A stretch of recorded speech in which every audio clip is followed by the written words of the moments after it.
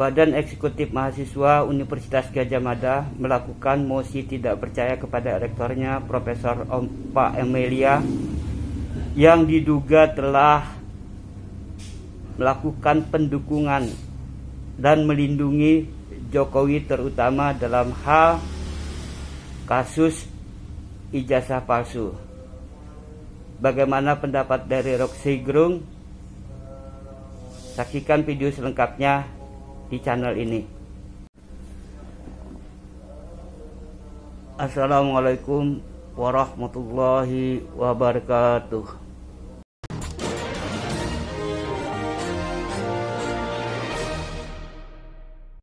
Halo, apa kabar? Kembali berjumpa dengan saya dan Bung Rocky Gerung. Bung Rocky, ini mosi tidak percaya dikeluarkan oleh Badan Eksekutif Mahasiswa Keluarga Mahasiswa UGM itu sampai sekarang masih jadi pembahasan yang sangat seru ini karena mereka kan menyampaikan mosi tidak percaya karena rektornya tidak mau melakukan tidak percaya kepada pemerintah dan ya selama ini orang itu ya memang melihat bahwa rektor itu betul-betul jadi pendukung rezim. Dalam hal ini kalau kita ngomong rezim itu adalah rezimnya dari Joko Widodo. Dan sekarang Joko Widodonya nggak jadi penguasa pun masih terus jadi pendukungnya nih kelihatannya para petinggi di UGM itu. Ini sungguh paradoks akademis bahwa mahasiswa UGM meminta rektornya memberi mosi tidak percaya pada presiden atau pada lembaga negara atau pada pemerintah tuh. Kan kita ingin lihat bagaimana tekanan publik terhadap isu Jokowi ini akhirnya diselesaikan oleh Barreskrim. Kan konyol bahwa untuk membuktikan sesuatu yang bisa diselesaikan secara etis atau dengan sistem pembuktian akademis di UGM sendiri tidak mau melakukan itu sehingga mesti kirim itu ke Barreskrim. Kan sebetulnya itu yang terjadi. UGM tidak mampu untuk memenuhi permintaan etis terhadap pembuktian legalitas itu, atau dia membuktikan tapi nggak ada yang percaya sehingga harus dikirim ke Barreskrim. Jadi Barreskrim menjadi semacam wilayah yang harus menampung problem yang dimulai di UGM. Kan ini urusannya pertama di UGM kan. Sejak bertahun-tahun UGM menyembunyikan fakta-fakta itu. Didatangi nggak bisa dialog dengan masuk akal. Lalu mengirim atau membuat berbagai macam event untuk memperlihatkan bahwa Jokowi adalah alumnus dari UGM. Jokowi adalah lulusan dari Fakultas Kedokteran. Oleh Kehutanan. Jadi semua hal itu menjadi konyol dan pikiran para mahasiswa yang sekarang jadi benar. BEM menjadi benar karena BEM akhirnya mengirimkan semacam satire. Kalian itu UGM, tolong bikin petisi untuk tidak percaya pada pemerintah. Jadi sebetulnya itu adalah olok-olok publik yang dibaca dengan baik oleh kekuatan etis atau energi etis dari BEM, dari mahasiswa UGM. Dan itu yang kemudian jadi patokan baru bahwa reputasi UGM betul-betul udah di bawah standar tuh, dan meme muncul di mana-mana, satire, olok-olok itu. Jadi kelihatannya tekanan publik ini tidak akan berakhir kendati Barreskrim sudah menyatakan bahwa ijazah itu asli itu. Orang menuntut bahwa ini UGM, siapa yang ada di belakang UGM, disebutlah beberapa tokoh yang pernah sangat dekat dengan Presiden Jokowi. Jadi kelihatannya ini ada skandal ketika kampus itu menjadi pembenar kekuasaan pemerintah. Skandal ketika kampus rakyat itu mengolok-olok dirinya sendiri karena tidak mampu berdiri di atas integritas akademis. Jadi kelihatannya para mahasiswa mampu untuk menjadi wakil dari nurani publik yang menganggap bahwa UGM, mereka nggak malu mengatakan bahwa kampus kami itu kampus penjilat. Itu kan itu intinya. Bagaimana akan ditangani itu sebagai kontra narasi? Apa yang mau dilakukan oleh rektor UGM? Apa yang mau dilakukan oleh tokoh-tokoh UGM? Apa yang mau diucapkan oleh mahasiswa UGM yang nanti mungkin 2-3 bulan lagi ada mahasiswa baru? Mereka akan lihat bahwa mereka masuk ke sebuah kampus yang moralitasnya bahkan dipertanyakan oleh alumnusnya sendiri. Saya mendapat banyak keluhan dari beberapa teman ini sivitas akademika UGM itu karena mereka ini kan situasinya benar-benar sedang tidak nyaman gitu ya, karena ya itu dampak dari keputusan dari rektor untuk terus mendukung Pak Jokowi itu membuat UGM itu mengalami public distrust dari publik ya, dan kemudian banyak juga orang tua yang rasa mereka nggak nyaman lagi kalau anaknya kuliah di UGM gitu. Ya kenapa? Karena tadi selalu menjadi pendukung dan pembela Jokowi. Jadi kalau sekarang ini banyak sekali meme olok-olok terhadap UGM gitu. Ada kesempatan selama 10 tahun UGM untuk menanam nilai moral, menanam nilai-nilai kejujuran akademis, menanam pohon pengetahuan yang basisnya adalah kepekaan terhadap protes, dan itu yang tidak terjadi. Tahun-tahun selama 10 tahun UGM jadi pembela Jokowi. Pada akhirnya mahasiswa yang masuk hari ini, yang setelah 10 tahun, yang pada waktu itu mungkin mereka masih SMP, dan setelah jadi mahasiswa mereka mengerti bahwa kampus yang mereka masuki itu adalah kampus yang bobrok secara etis dan moral tuh.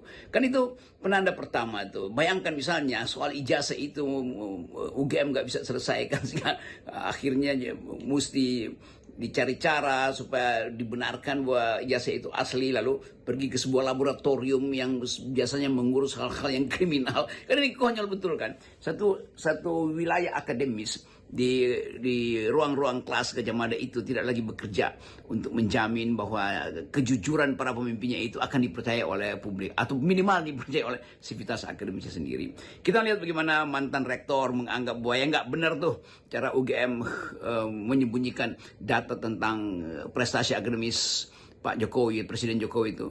Nggak benar bahwa alumnus UGM menganggap bahwa ada manipulasi dalam data itu. Sebagian mahasiswa atau sekarang jadi seluruh mahasiswa menganggap bahwa UGM tidak jujur di dalam menuntaskan isu ijazah palsu. Jadi kita lihat bahwa ini soal yang masih akan berlanjut tuh, karena seorang mahasiswa itu akhirnya jadi acuan publik tuh. Apakah mahasiswa akan dipenjarakan karena menganggap bahwa UGM tidak membela upaya untuk berbuat jujur? Apakah mahasiswa akan dikeluarkan oleh UGM? Kan ini soalnya itu. Mereka bahkan meminta rektornya supaya betul-betul mengambil alih lagi persoalan ini dengan membalikkan isu bahwa rektor harus menyatakan tidak percaya pada pemerintah. Kan ini konyolnya di situ. Jadi kekonyolan ini justru dibuat oleh UGM, karena selama 10 tahun UGM resmi atau tidak resmi menjadi pendukung dari salah seorang alumnusnya,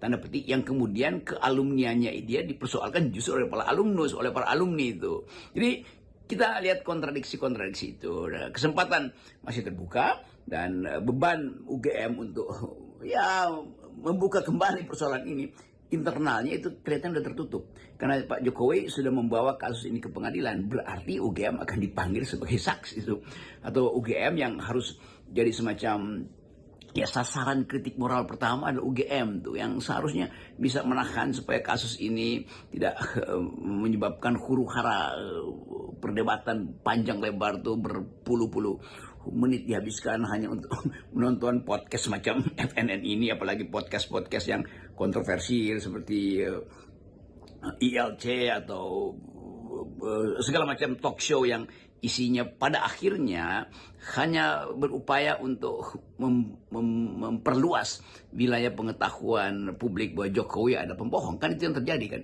Jadi sebetulnya kita lihat bagaimana publik akhirnya menemukan semacam ya disebut aja reasonnya itu, alasan utama kenapa mereka tidak percaya pada hasil Barreskrim, karena reputasi Jokowi yang adalah pembohong. Kenapa mereka tidak percaya pada UGM? Karena tokoh-tokoh UGM adalah pendukung rejim Jokowi. Sesimpel itu masalahnya. Kalau kita perhatikan bukan hanya UGM ya, para pembela Pak Jokowi pun sekarang ini kalau kita perhatikan yang masih tampil di televisi gitu, itu memang dalam kondisi yang tertekan gitu.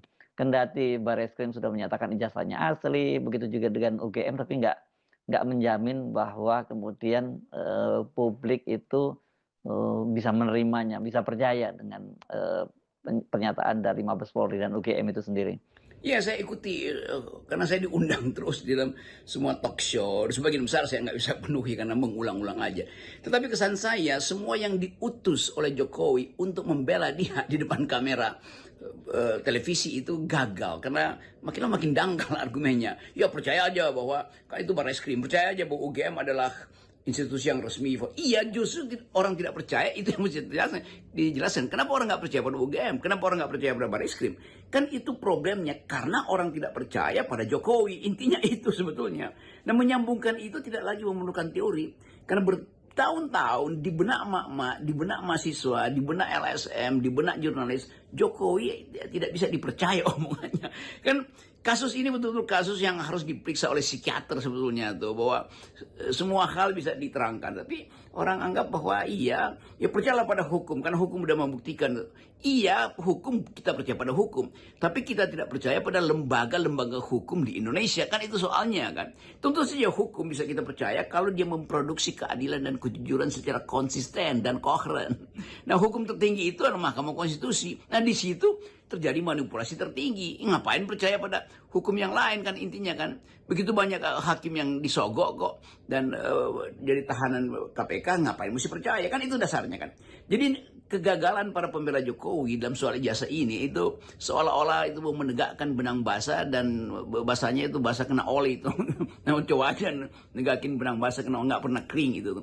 Jadi kemampuan berpikir dari mereka yang membela Jokowi akhirnya dipertontonkan dalam bentuk kedunguan, karena berupaya untuk membela sesuatu yang bahkan membuat kalimat sederhana aja udah nggak bisa. Tetapi mereka harus ada terus di depan kamera karena demi Jokowi kan. Jadi terlihat jelas bahwa ini satu era yang seringkali tiba, sejarah selalu membuat satu peristiwa memperoleh momentumnya justru ketika kekuasaan itu akhirnya tidak lagi punya tangan yang makin lama atau tangannya makin lama makin lemah tuh. Tentu Jokowi dengan sisa-sisa jarinya berupaya untuk menggenggam institusi-institusi yang pernah dia kuasai, itu di partai politik, tentu ada tokoh-tokoh yang dia kuasai, di kepolisian atau di lembaga kehakiman, peradilan ada yang dia kuasai. Sekarang semua hal yang hendak dipertahankan itu dibatalkan oleh prinsip bahwa tidak ada yang percaya. Nah, ini intinya tuh. Tentu kita tahu ada metode di dalam ilmu pengetahuan, pasti dia harus reliable, kita percaya. UGM ada metodenya, tapi yang kita nggak percaya adalah rektor UGM, kan itu bedanya kan.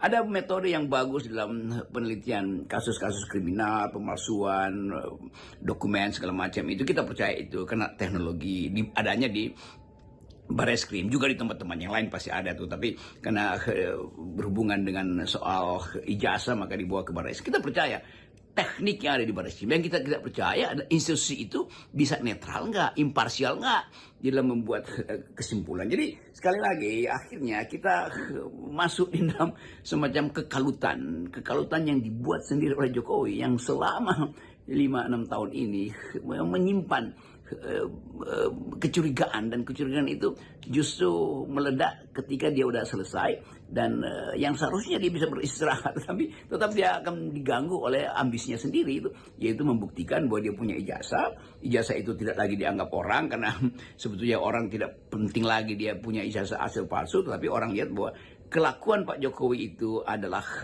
palsu, dan itu Ibu Megawati udah ucapkan sendiri. Nah, kita tahu ya, hiruk pikuk yang sekarang ini dibuat oleh Jokowi maupun dari para penentangnya itu, ini kaitannya dengan Pilpres 2029 nanti. Ini para penentang Jokowi tentu berusaha mati-matian agar jangan sampai orang seperti Gibran itu terpilih menjadi presiden. Bisa cilaka ini bangsa ini gitu.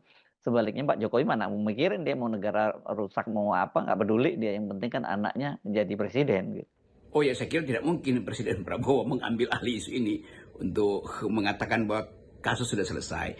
Karena Presiden Prabowo juga mengerti isu ini akan berlanjut.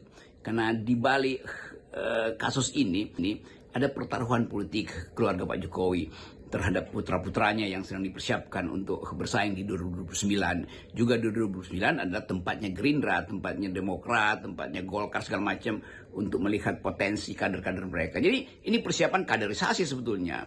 Dan kasus semacam ini tentu bagi Pak Prabowo adalah juga semacam ya kompleksitas baru di dalam kepemimpinan dia itu. Tapi tentu Presiden ya dengan sangat Sebetulnya segat negarawan tidak boleh menyentuh isu ini.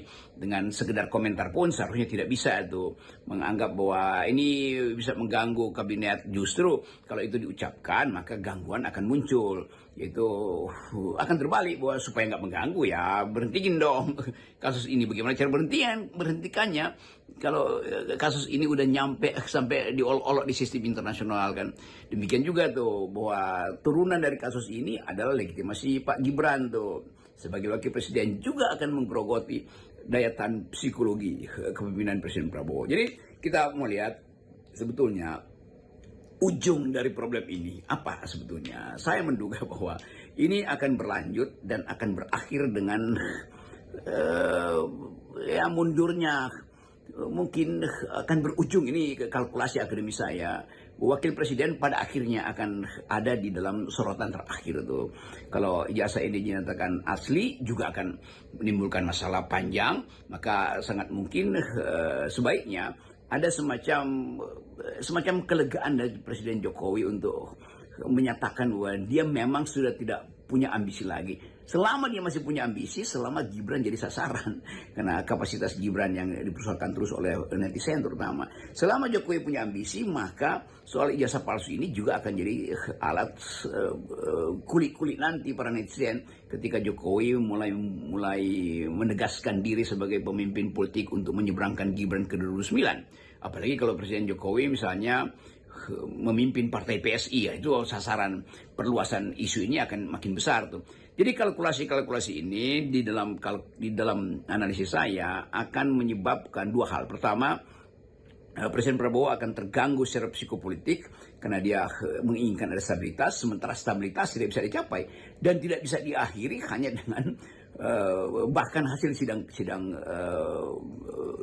pengadilan nanti. Yang saya maksud, seandainya pun sidang pengadilan entah dengan cara apa itu memenangkan Jokowi, tetap rakyat menganggap ini tidak benar tuh. Apalagi kalau dikaitkan dengan kapasitas Pak Wakil Presiden yang sedang dipersiapkan oleh Pak Jokowi. Orang akan makin menganggap bahwa oh ya itu ijazahnya dinyatakan palsu supaya dia masih punya legitimasi untuk menuntun putranya. Kan kita harus tiba pada analisis yang setajam itu atau yang sefinal itu. Jadi akan final misalnya problem ini kalau Wakil Presiden Gibran juga difinalkan secara lebih cepat sebelum masa jabatan berakhir, entah itu dilengsarkan atau mengundurkan diri. Itu akan menyelesaikan hubungan psikologi antara publik dengan Pak Jokowi, antara publik dengan Pak Prabowo, dan antara Pak Jokowi dengan Pak Prabowo. Jadi sekali lagi saya mau analisis ini dalam upaya melihat ujungnya apa sebetulnya nantinya tuh. Saya tetap menganggap bahwa akhirnya Gibran yang akan jadi sasaran tembak tuh, dan Gibran akan ya mungkin dipaksa atau secara psikologis, intelijen bekerja. Tetapi memang hanya itu intinya tuh. Karena apa? Karena warisan Presiden Jokowi itu selama 10 tahun tidak menghasilkan kejujuran dan menyebabkan perpecahan di dalam upaya untuk bahkan menagih janji-janji beliau. Jadi sekali lagi begitulah sejarah. Sejarah tiba dan kadangkala tidak mampu diantisipasi oleh para pelaku sejarah, termasuk Presiden Jokowi. Salam akal sehat. Salam akal sehat.